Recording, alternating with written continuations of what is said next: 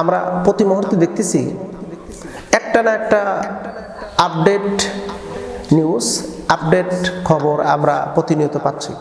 আমার দেশের একজন সেলিব্রিটি টিকটকার নাম হলো মামুন, আর একজন মহিলা সেলিব্রিটি তার নাম হলো লায়লা।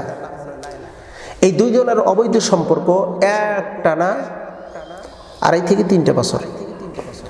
তাদের মধ্যে কোনো বৈবাহিক সম্পর্ক ছিল না।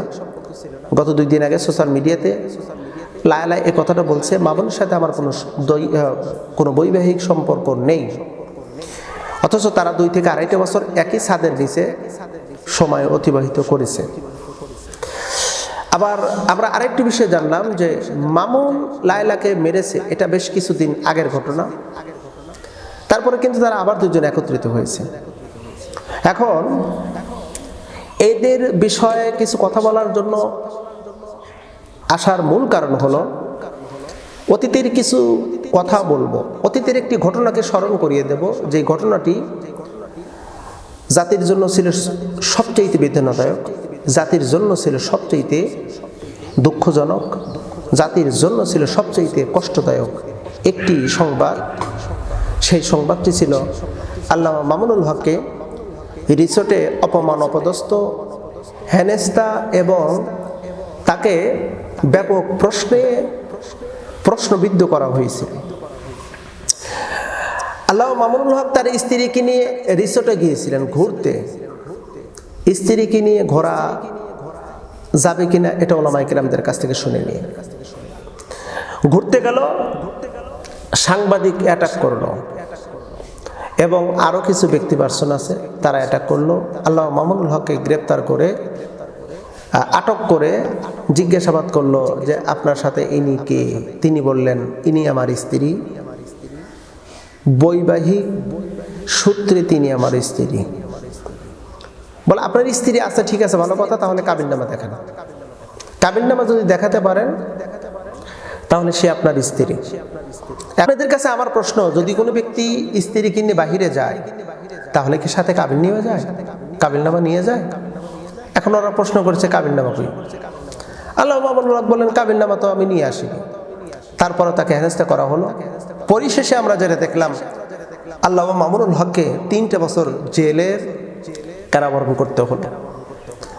তাহলে বৈধ স্ত্রীকে নিয়ে নেওয়ার পরেও যদি মামলায় আক্রান্ত হয়, মানুষ যদি অ্যাটাক করে, তাহলে সেখানে সুস্পষ্টভাবে লায়লা প্রকাশ্যভাবে বলেছে যে মামুন আমার স্বামী না, তার সাথে আমার বৈবাহিক কোনো সম্পর্ক ছিল না। অথচ 2 থেকে 2.5 বছর 3 বছর একই ছাদের নিচে একই বেডে তারা সময় অতিবাহিত করেছে। আর একটি বিষয় একটু চিন্তা ভাবনা করেন, এই নারীটা কতটা বেহায়া, কতটা নির্লজ্জা, কতটা মানে ফাহেসাকারী।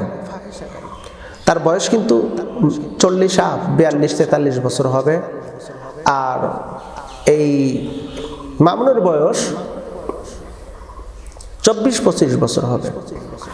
24 বছরের একটা যুবকের কাছে 42 বছরের এক নারী থাকে, তার কতটা রুচিসম্মত জ্ঞান ছিল।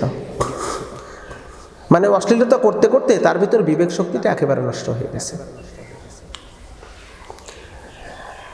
টিকটক করতে করতে তারা এতটাই ভাষা কাজ করতেছে যেটা ভাষায় প্রকাশ করার মতো না।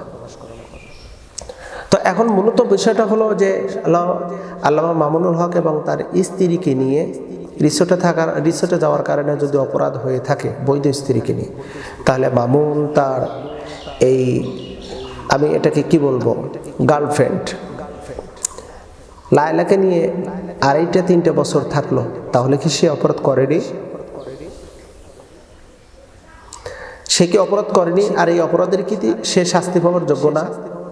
অবশ্যই শাস্তি পাওয়ার যোগ্য।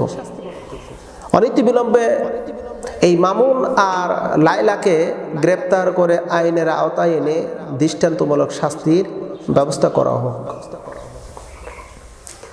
কারণ মামুন এবং লায়লা তারা ফাহিশা কাজ করেছে, ফাহিশা ছড়িয়েছে। ফাহিশার প্রতি মানুষ যেন আকৃষ্ট হয় এমন এমন ভিডিও তারা তৈরি করেছে।